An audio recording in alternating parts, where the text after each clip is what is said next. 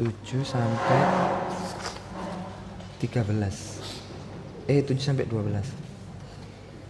1, 6, 7, 12. 12. A'udzu billahi minasyaitonir rajim. Bismillahirrahmanirrahim.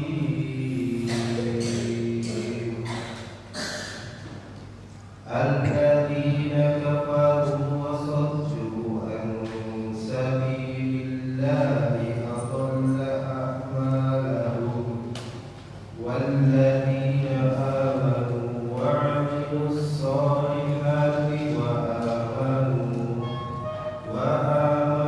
bima nuzzila 'ala Muhammadin wa huwal haqqu min rabbihim kaffara anhum sayyi'atihim wa aslaha balahum dzalika bi anna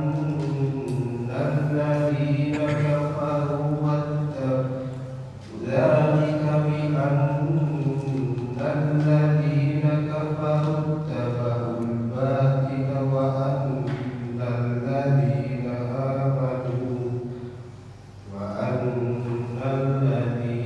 amanu ittaba'ul haqqa min rabbihim kadzalika yadribullahu lin-nasi amsalahum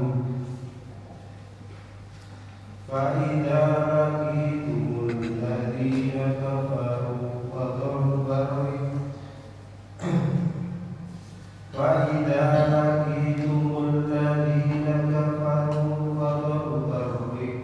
الرقاب حتى إذا أثخنتموهم فسدوا الوثاق فإما منا بعد وإما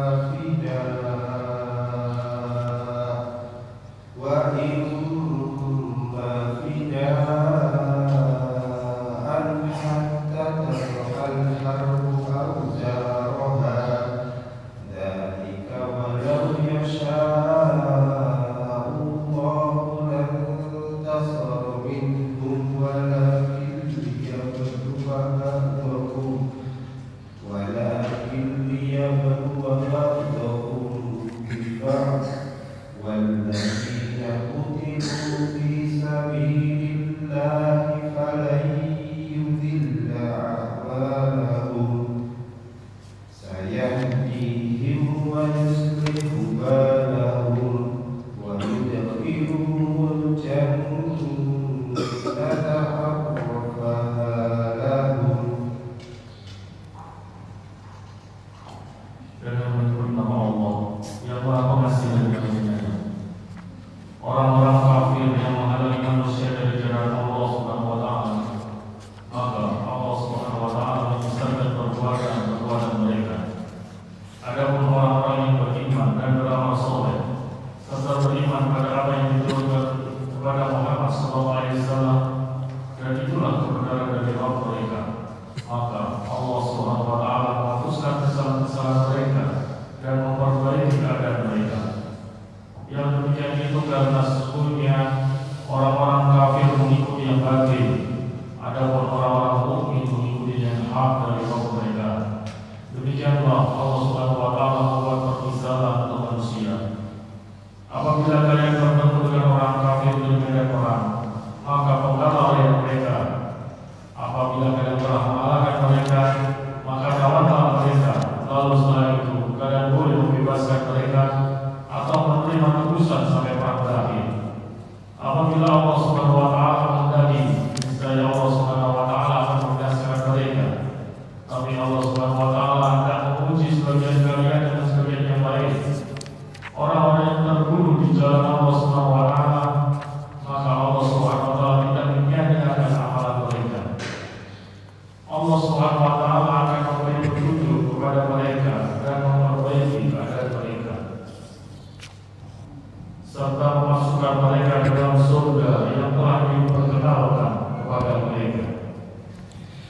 Assalamualaikum warahmatullahi wabarakatuh. Innal hamdalillah nahmaduhu wa nasta'inuhu wa nastaghfiruh wa na'udzu billahi min shururi anfusina wa min sayyiati a'malina.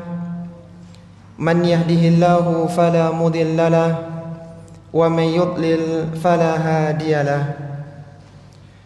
Wa ashhadu an la ilaha illallah wahdahu la syarika lahu wa ashhadu anna Muhammadan abduhu wa rasuluh.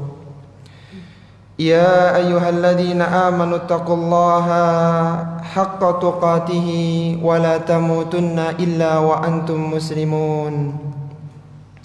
Ya ayyuhan nasu taqu rabbakum alladzi khalaqakum min nafsin wahidah wa khalaqa minha zawjaha wa batha minhuma rijalan katsiran wa nisaa wattaqullaha alladzi tasaaluna bihi wal arham innallaha kana 'alaikum raqiba. Ya ayyuhalladzina amanu taqullaha wa qulu qawlan sadida yuslih lakum a'malakum wa yaghfir lakum dhunubakum wa man yuti'illaha wa rasulahu faqad faza fawzan 'azima. Allahumma shalli ala Muhammadin wa ala alihi wa ashabihi wa man tabi'ahum bi ihsanin ila yaumiddin wa ba'd. Ikhwati fillah rahimani wa rahimakumullah. Alhamdulillah, kita bersyukur kepada Allah Subhanahu wa taala yang mana pada kesempatan pagi hari ini kita kembali dipertemukan oleh Allah Subhanahu wa taala di dalam majelis kajian tafsir Al-Qur'an yang mulia. Di hari-hari sebelum masuknya bulan Ramadan, kita masih diberikan kemudahan oleh Allah Subhanahu wa taala untuk mengkaji kitab suci Al-Qur'an yang mulia, yang mana dulu Al-Qur'an Allah turunkan dari Lauhul Mahfuz ke langit dunia itu di bulan Ramadan yang mulia. Maka kita bersyukur kepada Allah Subhanahu wa taala atas kemudahan kita untuk bisa hadir di majelis pada pagi yang sejuk ini. Yang akan kita kaji pada kesempatan pagi hari ini adalah tafsir dari surat Muhammad, surat yang ke-47, terdiri dari 38 ayat, dan surat ini termasuk bagian dari surat-surat Madaniyah. Di dalam surat Muhammad ini Allah Subhanahu wa taala akan menceritakan tentang dua sifat besar manusia, yaitu sifat orang-orang kafir dan sifatnya orang-orang mukmin. Allah ceritakan bagaimana kelakuan tindakan mereka di dunia dan apa yang akan mereka dapatkan nanti di akhirat. Dibahas pula di dalam surat yang mulia ini bagaimana sikap seorang mukmin ketika bertemu dengan orang-orang kafir di medan peperangan, sebagai bentuk benarnya keimanan mereka dan barok berlepas diri mereka dari kekufuran. Karena inilah isi dari surat Muhammad, pertentangan antara mukmin dan kafir, maka sebagian ulama menyebut surat Muhammad sebagai suratul qital, surat peperangan antara orang-orang yang beriman dengan orang-orang kafir. Surat yang mulia ini memberikan gambaran kepada kita, meskipun iman dan kufur itu abstrak, tetapi keduanya sangat berbeda. Bahkan ketika ada kemiripan itu bertentangan 180 derajat. Maka semoga dengan mengkaji surat yang mulia ini, kita semakin dikuatkan di dalam iman dan kita bisa berlaku proporsional kepada orang-orang kafir, dan itu yang ditunjukkan oleh Allah Subhanahu wa taala di dalam surat yang mulia ini. Kita masuk pada ayat yang pertama. Allah Subhanahu wa taala berfirman, "Alladzina kafaru wa saddu an sabilillahi adalla a'malahum." Kata Allah Subhanahu wa taala, orang-orang yang kafir yang mereka ini menghalangi manusia dari jalan Allah. Maksudnya mereka menghalangi manusia masuk ke dalam agama Islam. Mereka tidak ingin orang itu berbondong-bondong masuk ke dalam agama Islam. Apa yang akan mereka dapatkan? Adalla a'malahum, Allah akan sesatkan perbuatan-perbuatan mereka.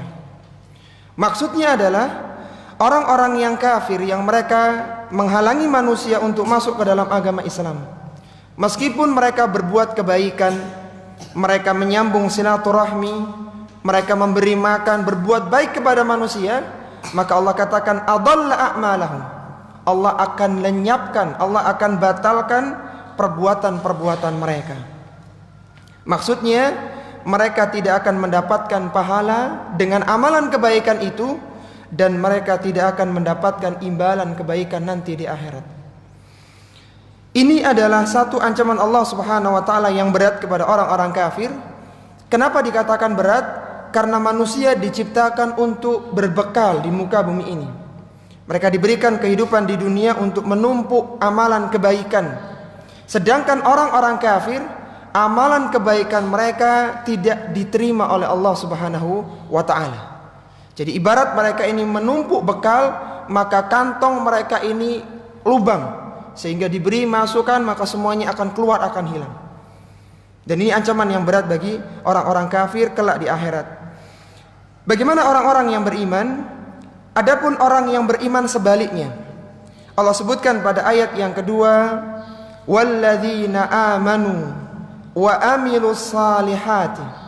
Adapun orang-orang yang beriman dan mereka mengisi hari-hari keimanan mereka dengan amalan salih, wa amanu bima nuzzila ala Muhammadin, dan mereka beriman kepada apa yang diturunkan kepada Muhammad sallallahu alaihi wasallam, yaitu Al-Qur'an, wa huwal haqqu mir rabbihim, yang mana Al-Qur'an merupakan kebenaran dari Rabb mereka. Kalaulah orang-orang kafir tadi dilenyapkan, disesatkan amalan-amalan perbuatan mereka karena kekufurannya, maka sekarang orang yang beriman akan dihilangkan pula. Tapi yang dihilangkan, kata Allah, kaffara anhum sayyi'atihim. Allah akan hilangkan, Allah akan lenyapkan keburukan kesalahan mereka, wa aslaha balahum, dan Allah akan perbaiki urusan mereka baik di dunia maupun di akhirat. Antum bisa bayangkan pada dua ayat yang pertama ini tentang keutamaan keimanan dan bahayanya kekufuran. Seorang yang kufur, divonis kufur dalam agama Islam ini, maka tidak ada kebaikan bagi dia. Artinya kebaikan yang diterima oleh Allah Subhanahu wa taala. Adapun keimanan dengan keimanan yang tumbuh pada jiwa seseorang, maka kesalahan yang terjadi akan diampuni oleh Allah Subhanahu wa taala dengan keutamaan iman itu. Demikian pula dia akan diperbaiki keadaannya karena dia mengikuti petunjuk Al-Qur'an yang mulia. Jadi sama-sama dihilangkan, tapi kalau orang-orang kafir yang dihilangkan apanya tadi? Amalannya tidak dianggap oleh Allah. Adapun orang yang beriman, kesalahan-kesalahan mereka dihapuskan oleh Allah. Dan seperti inilah nanti polanya di belakang. Jadi setiap ada yang disebutkan oleh orang kafir seperti ini, maka orang yang beriman disebutkan dengan sisi yang lain. Perbedaan yang jauh antara iman dengan kekufuran. Kemudian Allah Subhanahu wa taala menyebutkan pada ayat yang ketiga, dzalika bi annal ladzina kafaru taba'ul batil. Kenapa orang-orang kafir itu disesatkan amalan mereka? Karena mereka mengikuti yang batil, mengikuti yang menyimpang. Wa annal ladzina amanu taba'ul haqqo mir rabbihim. Sedangkan orang-orang yang beriman, mereka mengikuti kebenaran dari Rabb mereka. Kadzalika yadribullahu lin-nasi amsalahum. Demikianlah Allah membuat permisalan untuk manusia agar mereka mengambil ibrah, Artinya tetap tidak bisa disatukan antara mukmin dengan kafir. Keyakinan iman dengan kufur itu berbeda jauh sekali. Tidak sama antara mukmin dengan kafir. Lalu bagaimana ketika seorang mukmin bertemu dengan orang-orang kafir? Karena perbedaan yang sangat jauh ini, Allah sebutkan pada ayat yang keempat, فَإِذَا لَكِيتُمُ الَّذِينَ كَفَرُوا. Apabila kalian bertemu dengan orang-orang kafir. Bertemu yang dimaksudkan dalam ayat yang keempat ini bukan bertemu dalam urusan muamalah, bukan bertemu dalam urusan bisnis dan dagang, bukan itu maksudnya. Tapi yang dimaksud adalah bertemu di medan peperangan. Jadi jangan dipahami ayat ini dalam makna yang biasa ya, atau harus lihat tafsirannya. Dan ulama-ulama tafsir menyebutkan seperti Syekh Abdurrahman bin Nasir As-Sa'di, At-Tafsirul Muyassar dan yang lainnya menyebutkan bahwa bertemu di sini adalah dalam konteks peperangan. Bagaimana sikap kita? Fador berriqab, maka silahkan kalian penggal mereka. Jadi bolehnya memenggal leher orang-orang kafir ketika terjadi peperangan antara mukmin dengan kafir. Hatta idza adkhantumuhum, sampai ketika kalian telah berhasil memporak-porandakan mereka. Jadi ketika kaum muslimin sudah menang atas orang-orang kafir, fashuddul wathaq, maka kuatkanlah ikatan itu. Maksudnya tawanlah orang-orang kafir itu setelah peperangan selesai dan kalian menang, maka ditawan orang-orang kafir.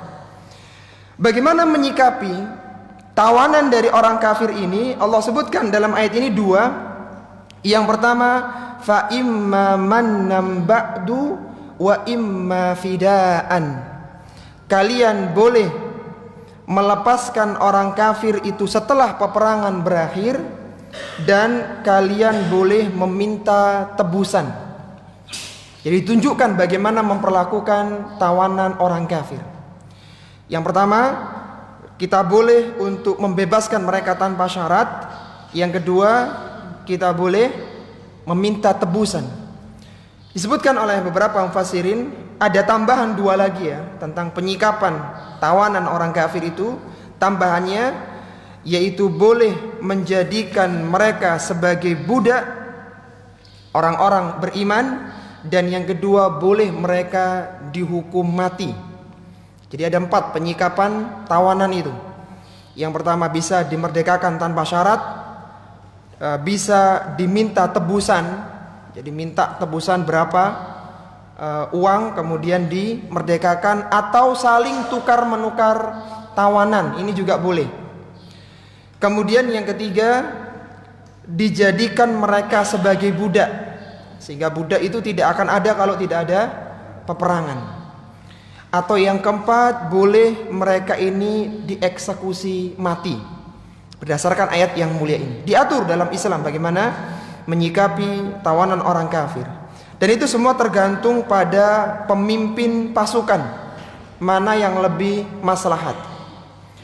Dari sini kita bisa mengambil faidah bahwa setiap peperangan pasti ada yang memimpin. Siapa yang ditunjuk sebagai komandan, jenderal, panglimanya.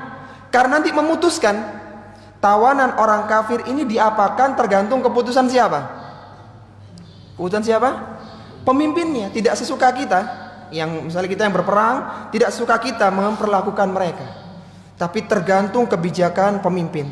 Satu faedah yang bisa kita ambil di sini, tidaklah ada peperangan kecuali selalu ada komando pemimpin Islam. Kemudian disebutkan di sana kapan terjadi pembantaian, pemenggalan kepada orang-orang kafir, sampai kapan ini disebutkan oleh Allah Subhanahu wa taala, hatta tada'al harbu auzaraha, sampai kalian meletakkan senjata-senjata kalian sampai perang itu berakhir. Dan berakhirnya perang itu ditandai dengan salah satu dari 3 tandanya. Yang pertama, bisa diletakkannya senjata. Jadi sudah selesai, misalnya sudah masuk sore hari, atau sudah selesai amunisi, sudah habis semua, intinya sudah pada meletakkan senjata, maka perang dianggap selesai. Ini yang pertama.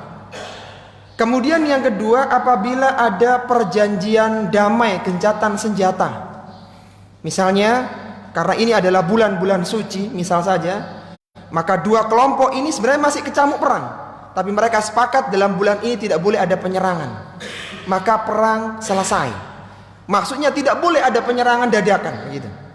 Kemudian perang dikatakan selesai ketika orang kafir ini menyerah, sudah kalah. Dari sini para jamaah rahimani wa rahimakumullah mengingatkan kepada kita bahwa perang dalam Islam selain ada pemimpin tadi, maka selalu ada start dan ada finishnya. Jadi tidak ada perang yang gak ada angin, gak ada hujan, tiba-tiba ada peledakan, tiba-tiba ada pembunuhan, tiba-tiba ada penyerangan. Tidak ada seperti ini. Selalu ada ultimatum. Kalau kalian tidak masuk Islam, maka kalian akan kami serang. Kalau kalian tidak menyerah, maka kami akan bunuh kalian. Selalu begitu. Sampai kapan? Salah satu dari tiga tadi. Apakah senjata diletakkan, atau ada perjanjian damai, ataukah musuh itu menyerah. Jadi tidak ada perang sampai kiamat. Kan beberapa keyakinan para orang-orang terorisme, mereka menganggap mukmin dan kafir berperang sampai kiamat, sehingga kapanpun mereka bertemu dengan orang kafir maka boleh dibunuh sewaktu-waktu berdasarkan ayat yang mulia ini. Ini pemahaman yang sangat jauh sekali. Kenapa? Karena bolehnya memenggal orang kafir sampai kapan tadi? Hatta tada'al harbu awzarha, sampai perang itu selesai. Apa tandanya perang itu selesai? Apa tandanya tadi? Diletakkannya senjata. Yang kedua, perjanjian gencatan senjata damai. Yang ketiga, musuh menyerah. Indonesia sekarang punya musuh enggak dengan orang kafir? Tidak ada ya, alhamdulillah tidak ada. Maksudnya kita bukan dalam kecamuk perang, bukan dalam kecamuk perang. Sehingga disebutkan di sini bahwa perang itu ada aturan-aturannya. Bahkan Nabi SAW ketika akan mengutus pasukan, maka beliau SAW memberikan aturan-aturannya. Jadi perang itu bukan semakin banyak membunuh orang kafir semakin besar pahalanya, bukan itu. Tapi ada aturannya. Disebutkan oleh hadis yang diriwayatkan dari Buraidah, yang semoga hadis ini memberikan pencerahan kepada kita bagaimana aturan perang dalam Islam. Disebutkan oleh beliau, kana Rasulullah sallallahu alaihi wasallam idza amara amiran ala jaishin aw sariyatin. Nabi sallallahu alaihi wasallam apabila mengutus seorang pemimpin perang yang akan berangkat dalam peperangan, ausa bihasatihi bitaqwallahi wa man ma'ahu minal muslimina khairan.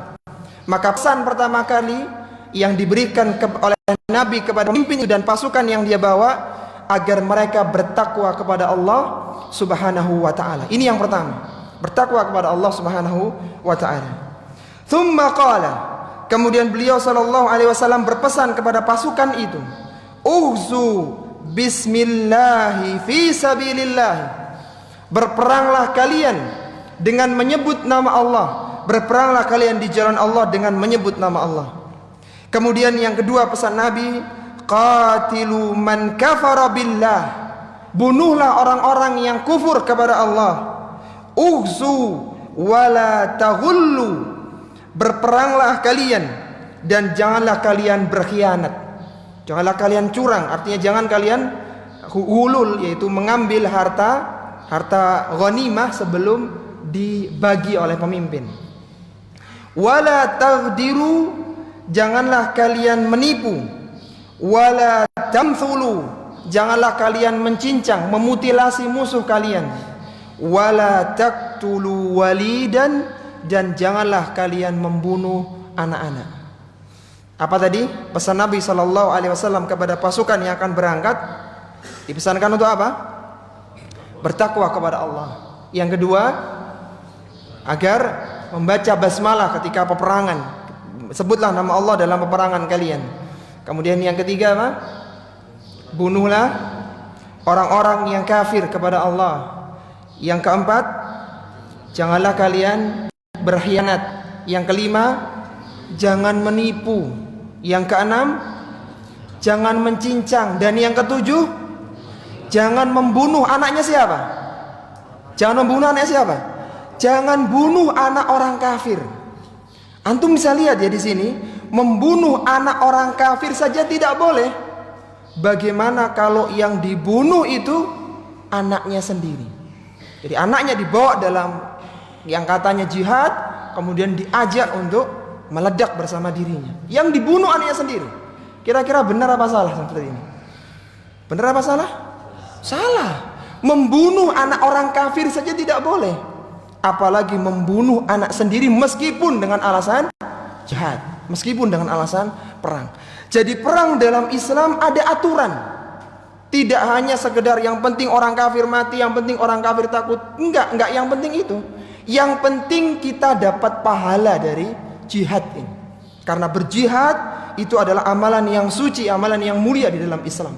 Sehingga ada aturan, bahkan banyak aturan-aturan yang dibangun di dalam konsep jihad di dalam Islam ini. Kemudian Allah Subhanahu wa taala menyebutkan kenapa harus ada peperangan dan orang kafir ini. Allah menyebutkan pada potongan ayat yang berikutnya, walau sya'allahu lantasara minhum. Seandainya Allah menghendaki, niscaya Allah akan menolong mereka. Maksudnya seandainya Allah berkehendak untuk menghancurkan orang kafir, itu tidak harus dengan peperangan. Allah bisa menurunkan wabah kepada mereka, bisa memberikan gempa kepada mereka, bisa menurunkan petir, menenggelamkan mereka dalam bumi, mendatangkan air bah. Kalau hanya untuk menghabiskan orang kafir, bagi Allah mudah. Seandainya Allah ingin, walau sya'allahu lantasara minhum, kalau Allah ingin menolong kaum muslimin, itu mudah sekali bagi Allah. Didatangkan tsunami, satu negara bisa habis. Didatangkan gempa, satu kampung bisa tenggelam semuanya. Bisa. Tapi itu tidak Allah lakukan. Untuk apa? Allah katakan, walakin liyabluwa ba'dukum bi ba'din. Allah ingin menguji kalian dengan sebagian yang lainnya. Allah ingin lihat benarnya keimanan kalian, benarnya akidah kalian, terutama ketika berhadapan dengan orang-orang kafir. Sehingga mungkin sebagian kaum muslimin mereka mengatakan, kenapa ya orang-orang kafir kok tidak dibinasakan oleh Allah? Mereka tetap hidup, mereka tetap bersenang-senang. Jawabannya, karena Allah ingin menguji mereka bagi kita. Jadi bisa, kalau Allah ingin hancurkan tidak perlu pakai uranium, rudal, tidak perlu. Mudah bagi Allah Subhanahu wa ta'ala. Tapi jawabannya, Allah ingin menguji orang-orang yang beriman. Karena ternyata keadaan orang kafir atas orang yang beriman memberikan banyak maslahat. Di antaranya, dengan adanya kekafiran terlihat mana yang mukminnya benar dan mana yang imannya itu hanya tipuan belaka. Jadi hanya beriman di muka atau di yang tampak, dan dia kufur dalam batinnya. Dengan adanya orang kafir maka ada pergolakan dakwah antara penyeru kekufuran dengan penyuruh kebaikan, dan ini pahala besar bagi orang muslimin. Dan dengan adanya orang kafir ada jihad, yang dengan jihad itu mendatangkan banyak keutamaan bagi orang-orang yang beriman. Apa keutamaan yang akan didapatkan? Disebutkan pada ayat berikutnya di sini, walladzina qutilu fi sabilillah. Dan orang-orang yang terbunuh di jalan Allah, mereka terbunuh dalam peperangan karena keberadaan orang kafir tadi, falayyudilla a'malahum, maka Allah tidak akan menyia-nyiakan amalan mereka. Allah tidak akan sia-siakan pahala kebaikan mereka. Apa kebaikan yang akan didapatkan oleh orang-orang yang berjihad, yang meninggal syahid di medan peperangan? Ada 6 keutamaan mereka, dan ini hanya didapatkan dalam peperangan ya, hanya peperangan melawan orang kafir. Kata Nabi SAW, lisyahidi innallahi sittu khisalin. Orang-orang yang meninggal di peperangan, yaitu mati syahid di jalan Allah Subhanahu wa taala, mereka akan mendapatkan 6 keutamaan di sisi Allah. Jadi kalau enggak ada orang kafir, berarti 6 keutamaan ini ada apa enggak? Enggak ada. Enggak ada keutamaan ini. Ini salah satu saja dari dampak keberadaan orang kafir di muka bumi ini. Apa itu yang 6? Yang pertama kata Nabi, yughfaru lahu fi awwali duf'atin min damihi. Dia akan mendapatkan ampunan, akan diampuni dosanya sejak tetesan darahnya yang pertama. Jadi lukanya para jihad, para mujahidin, sejak tetesan yang pertama, satu tetesan itu menghapuskan dosa. Ini keutamaan yang pertama, seorang yang meninggal di jalan Allah Subhanahu wa ta'ala.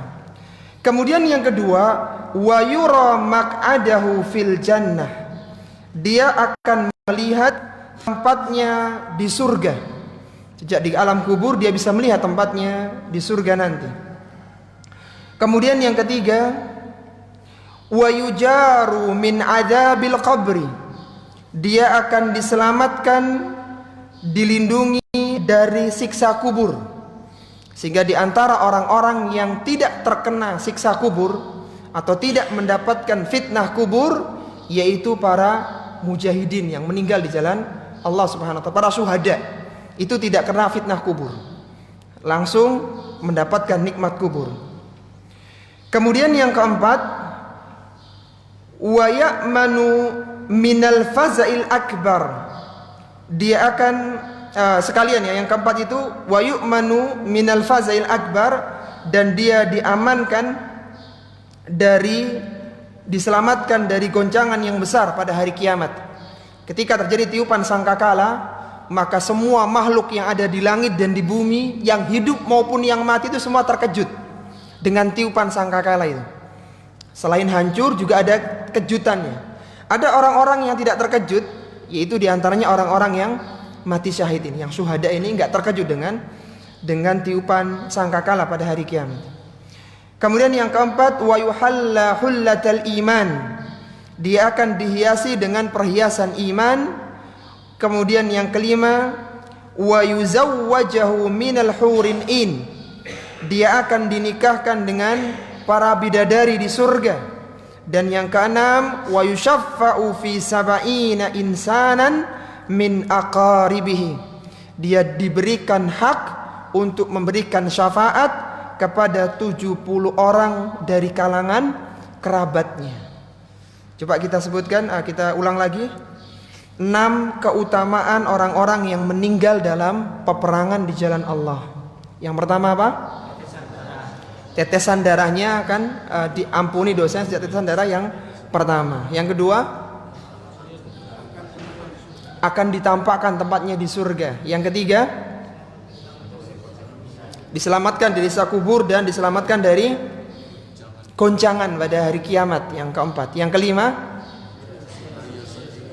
dihiasi dengan hiasan iman. Yang kelima,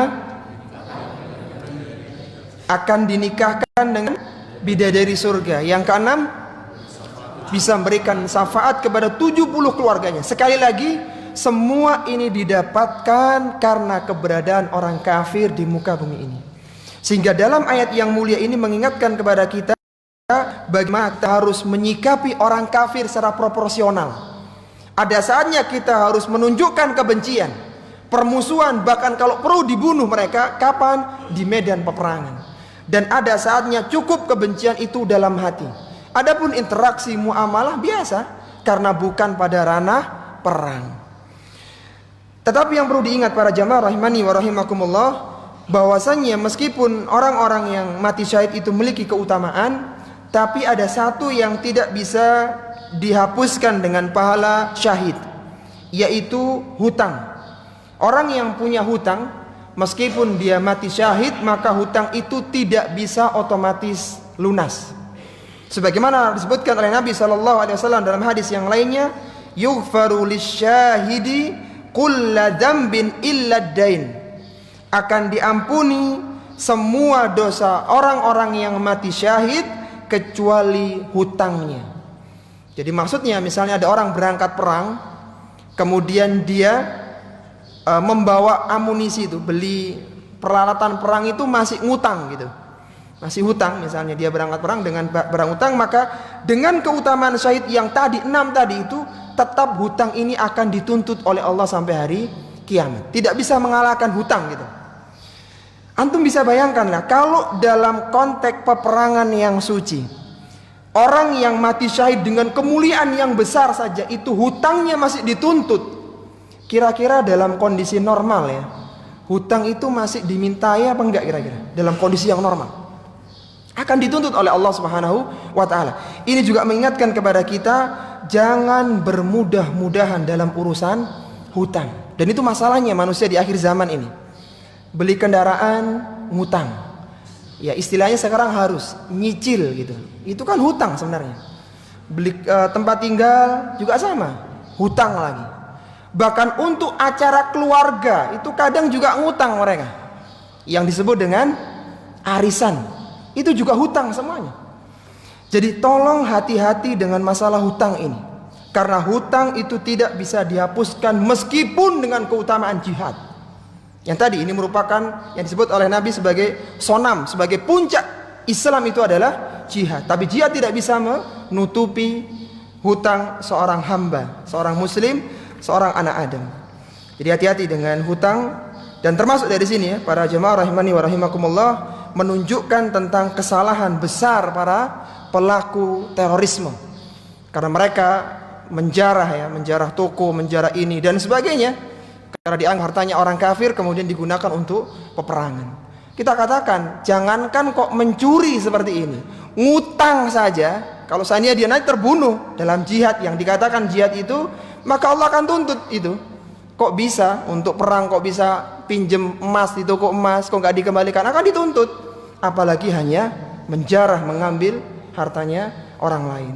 Maka perhatikan aturan-aturan di dalam Islam, diantaranya dalam masalah utang piutang. Kemudian keutamaan lagi yang akan didapatkan oleh orang-orang yang mati dalam peperangan disebutkan pada ayat yang kelima, sayahdihim wa yuslihu balakum. Allah akan wa yuslihu balahum, Allah akan berikan petunjuk kepada mereka dan akan memperbaiki keadaan mereka di dunia maupun di akhirat. Karena orang-orang yang beriman ini mengikuti Al-Qur'an, maka urusan kehidupan mereka semakin baik.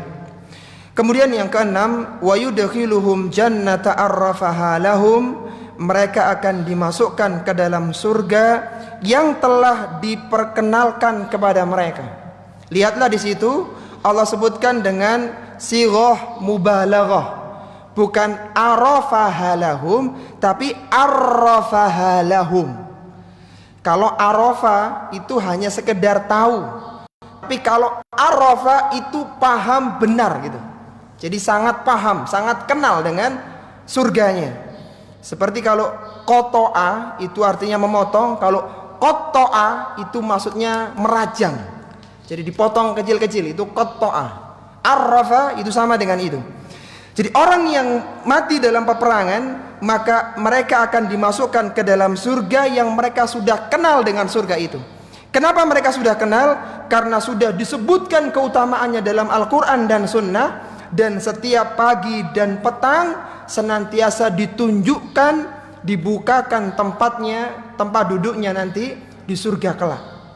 Sehingga kata Nabi SAW, orang yang masuk surga itu dia akan tahu tempat tinggalnya di surga daripada dia hafal jalan menuju rumahnya ketika di dunia. Jadi meskipun tidak diberitahu, begitu kiamat, begitu terjadi proses di mahsyar, maka otomatis surga dibuka langsung menuju ke tempat tinggalnya. Enggak mungkin ada orang yang keliru masuk komplek di surga. Sebagaimana Nabi SAW bersabda, "Fawalladhi nafsu Muhammadin biyadih." Demi yang jiwa Muhammad berada di tangannya, la ahaduhum ahda bimanzilihi fil jannati minhu bimanzilihi kana fid dunya. Kata Nabi SAW, sungguh salah seorang di antara kalian, di antara mereka lebih tahu tempat tinggalnya di surga daripada tempat tinggal mereka dulu ketika di dunia. Kalau ditanya dari mana mereka tahu tempatnya di surga padahal belum pernah masuk, dari mana? Karena disebutkan keutamaan mereka dalam Al-Quran dan Sunnah. Dan yang kedua senantiasa dibukakan kepada mereka surga ketika di alam kubur itu, setiap pagi dan petang, setiap pagi dan sore. Termasuk orang-orang kafir, orang-orang yang mendapatkan azab kubur, mereka dibukakan pintu lubang yang bisa melihat neraka, tempatnya di neraka setiap pagi dan petang. Dan memperlihatkan surga serta neraka ini merupakan bagian dari nikmat atau azab kubur. Karena dengan dibuka itu, ya antum bisa bayangkan ya, kalau ada orang mau disiksa, itu sudah ditunjukkan tempat penyiksaannya, dan itu tiap hari. Kan ada tekanan psikis gitu lah, tekanan batin. Belum disiksa aja udah ketakutan. Makanya orang yang diperlihatkan neraka, mereka tidak ingin kiamat terjadi.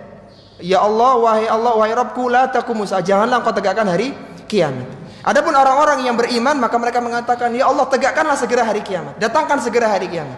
Karena setelah kiamat nanti mereka akan segera masuk ke dalam tempat mereka yang ada di surga. Memperlihatkan surga dan neraka merupakan bagian dari nikmat atau siksa kubur. Baik, silakan.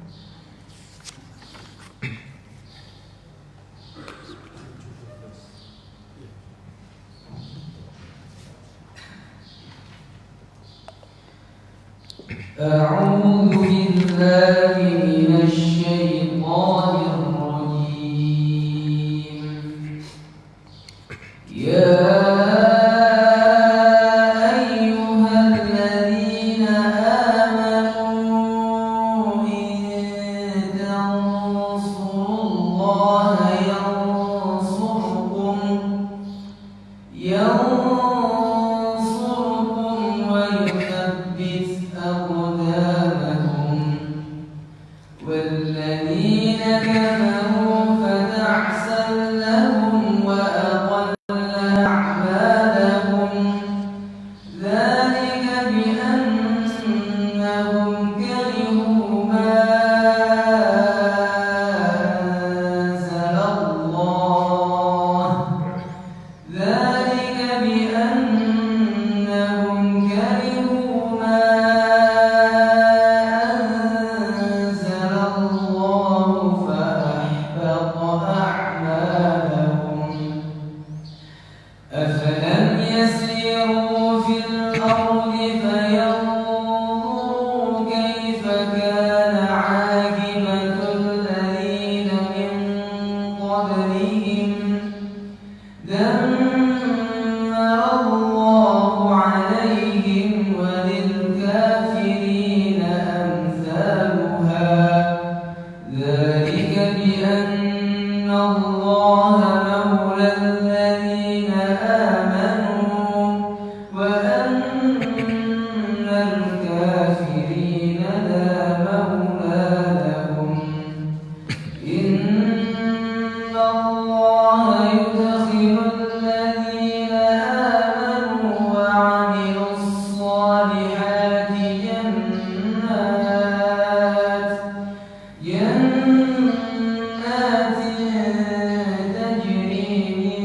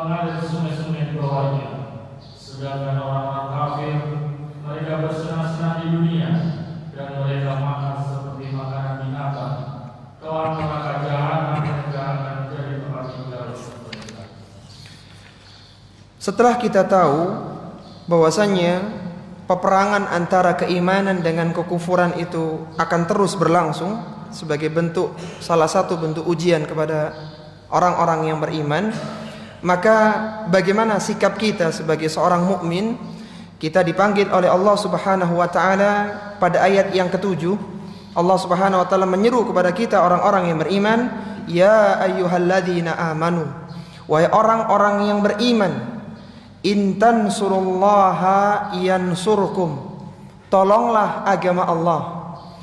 Konteks ayat yang mulia ini memang di dalam konteks peperangan. Jadi maksudnya tolonglah agama Allah dengan perjuangkanlah agama Allah di medan peperangan.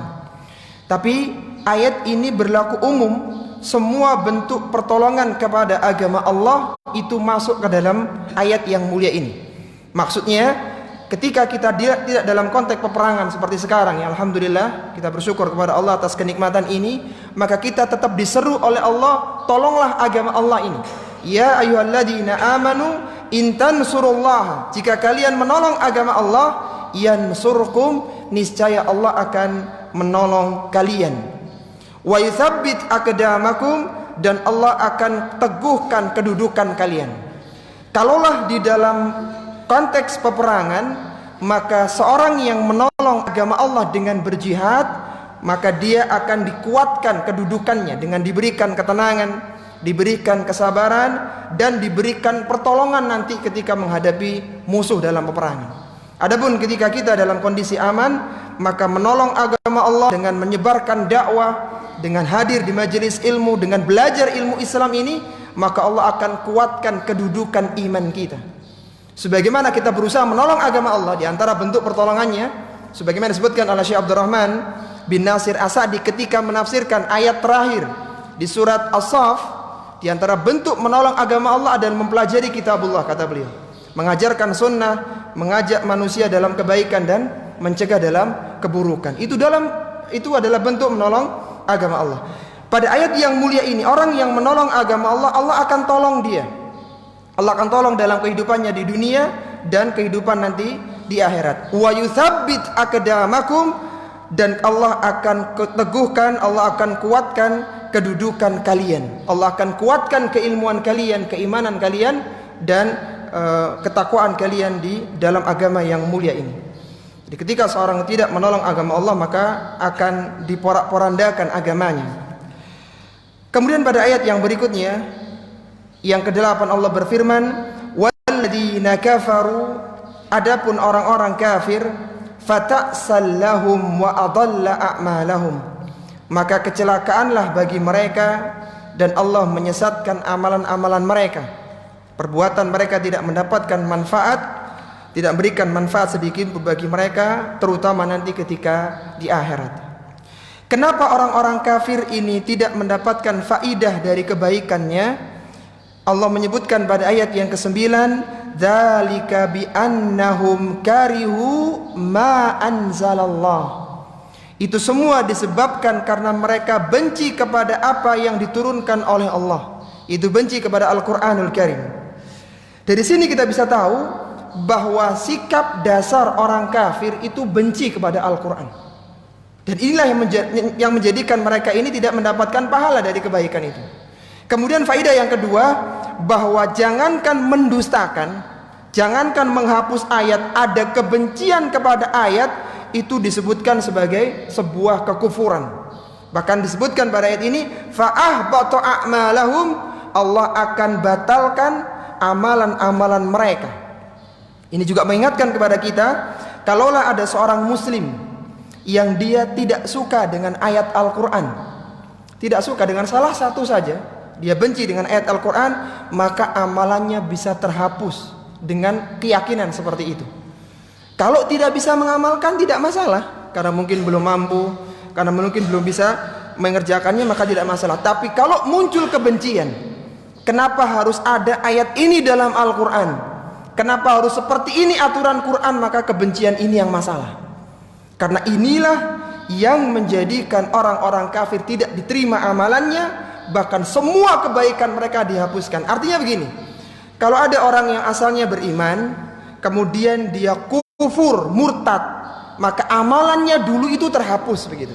Terhapus dengan kekufurannya. Dan di antara yang menjadikan kufur adalah benci karihu bima anzalallah, dengan apa yang telah diturunkan oleh dengan Al-Quran. Makanya semoga dengan kita mempelajari Al-Quran kita jadi tahu makna ayat-ayat Al-Quran, sehingga tidak ada lagi kerancuan kita. Kenapa kok begini, kenapa begitu? Karena semua dijelaskan oleh para ulama-ulama tafsir. Jadi kebencian kepada Quran itu cukup menjadikan seorang kufur, batal keimanannya. Kemudian Allah Subhanahu wa taala mengingatkan kenapa orang-orang kafir tidak mengambil pelajaran dari umat-umat sebelumnya. Allah berfirman, "Afalam yasiru fil ardi?" Apakah mereka tidak mengadakan perjalanan di muka bumi ini? Mereka mencari cerita, mencari histori tentang kejadian-kejadian di muka bumi ini.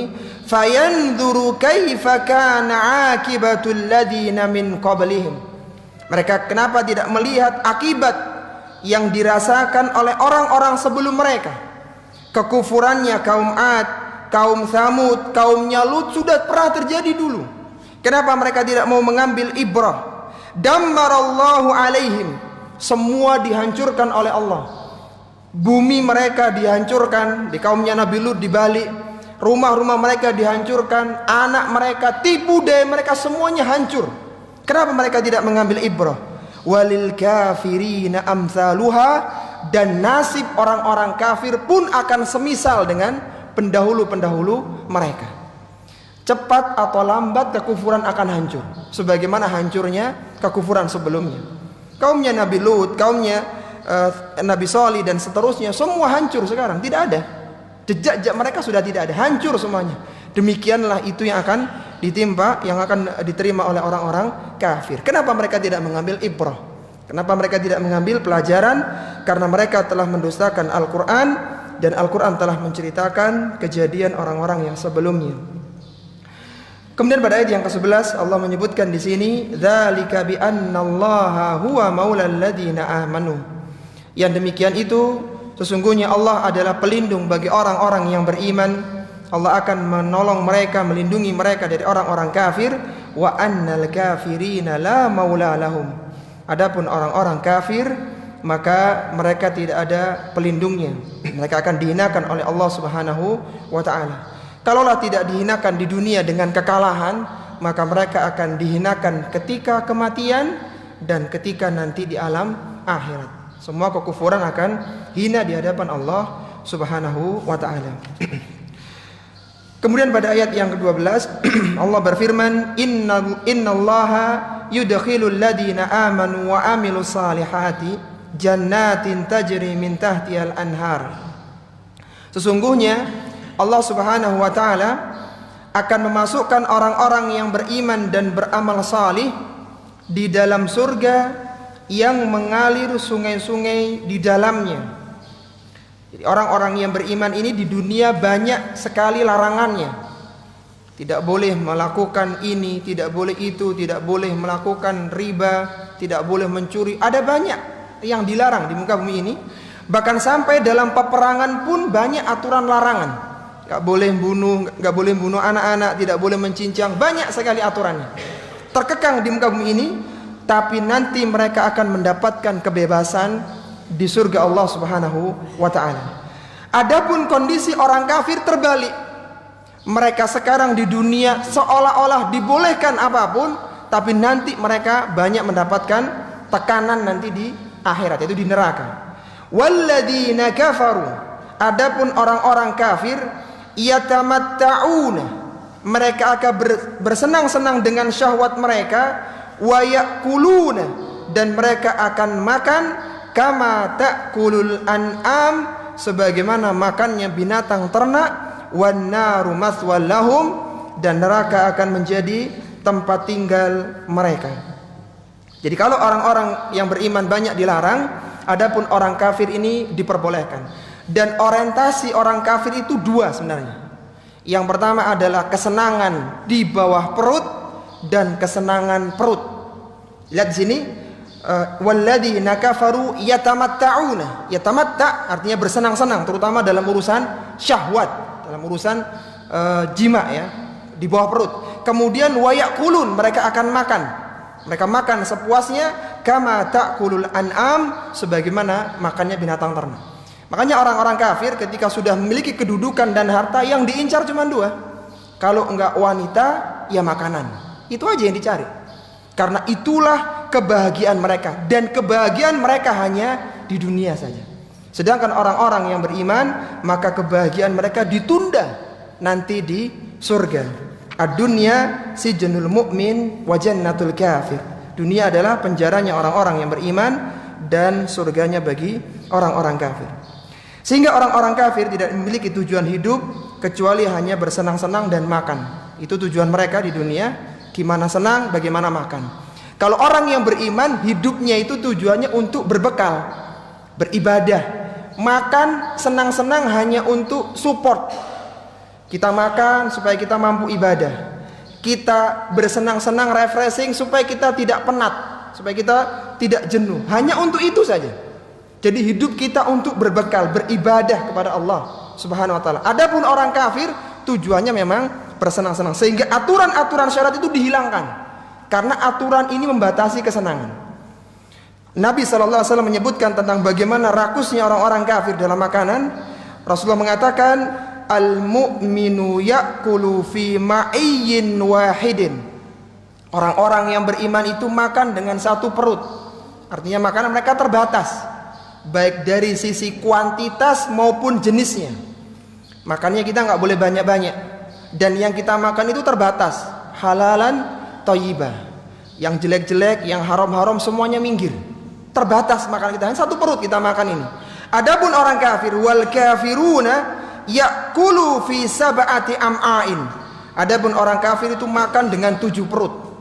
Apapun bisa dimasukkan kepada tubuh mereka, baik itu halal apalagi yang haram. Jadi bagi orang kafir nggak ada yang haram, semuanya boleh, semuanya dikonsumsi. Minuman keras dan sebagainya, semuanya itu dimasukkan dalam tubuh mereka. Karena itulah kesenangan mereka. Maka dari sini para jamaah rahimani wa rahimakumullah, ini menjadi mukaddimah dalam kajian tafsir di surat Muhammad, bahwa kekufuran dan keimanan dua hal yang berbeda, dan dengan iman itu akan memunculkan konsekuensi, dan dengan kufur akan mendatangkan konsekuensi pula, baik itu di dunia maupun di akhirat. Ini para jamaah rahimani wa rahimakumullah yang bisa kita bahas. Semoga kita bisa melanjutkannya setelah Ramadan, terusan dari surat Muhammad ini, yang insyaallah akan banyak membahas bagaimana konsep kekufuran dan keimanan, baik itu di dunia maupun di akhirat kelak, yang semoga dengan mempelajari ayat yang mulia ini semakin bertambah keimanan kita, dan kita bersyukur bahwa kita termasuk orang-orang yang diberikan hidayah iman. Karena ketika kita diberikan hidayah iman, maka kebaikan akan banyak ditunjukkan kepada kita, dan keburukan menjadi tampak sebagai keburukan untuk kita jauhi. Akhirnya kita mohon kepada Allah Subhanahu wa taala, semoga Allah senantiasa menguatkan keimanan kita, kita diberikan keilmuan yang banyak di dalam Islam ini, dan kita dimudahkan untuk mengamalkan ilmu yang sudah kita pelajari. Kita juga mohon kepada Allah Subhanahu wa taala, semoga kita diberikan kemudahan untuk masuk bulan Ramadan yang mulia. Kita diberikan kemudahan untuk melakukan amal salih, karena bulan Ramadan bukan bulan bersenang-senang, tapi bulan Ramadan bulan menanam, bulan ibadah. Jadi salah kalau Ramadan diisi dengan beli pakaian baru, dengan menata rumah baru. Itu kalau jadi tujuan kurang tepat, tapi kalau sekedar sebagai pendukung maka boleh. Ramadan bulan menanam, karena itu bulan dilipat gandakan kebaikan. Sehingga semoga dengan dekatnya kita dengan Al-Quran, maka semakin kuat semangat kita untuk beribadah di bulan Ramadan yang mulia. Jadi sekarang siapkan, longgarkan waktu di bulan Ramadan kelak, karena belum tentu seorang bisa bertemu di Ramadan tahun depannya. Taib, kita mohon kepada Allah, Allahumma sallimna ila Ramadan wa sallim lana Ramadan wa tasallimhu minna mutaqabbalan. Allahumma alif baina qulubina wa aslih dhata bainina wahdina subul salam wa najjina minadh dhulumati ila an-nur. اللهم توفنا مسلمين وأحينا مسلمين وألحقنا بالصالحين غير خزايا ولا مفتونين. اللهم إنا نسألك لذة النظر إلى وجهك والشوق إلى لقائك في غير ضراء مضرة ولا فتنة مضلة. اللهم زينا بزينة الإيمان واجعلنا هداة مهتدين. اللهم آت نفوسنا تقواها وزكها أنت خير من زكاها أنت وليها ومولاها. ربنا هب لنا من أزواجنا وذرياتنا قرة أعين واجعلنا للمتقين إماما. ربنا آتنا في الدنيا حسنة وفي الآخرة حسنة وقنا عذاب النار. اللهم إنا نسألك الجنة الفردوس الأعلى وما قرب إليها من قول أو عمل ونعوذ بك من النار وما قرب إليها من قول أو عمل. وصلى الله على نبينا محمد وعلى آله وصحبه وسلم. سبحانك اللهم وبحمدك أشهد أن لا إله إلا أنت أستغفرك وأتوب إليك وآخر دعوانا أن الحمد لله رب العالمين. والسلام عليكم warahmatullahi wabarakatuh.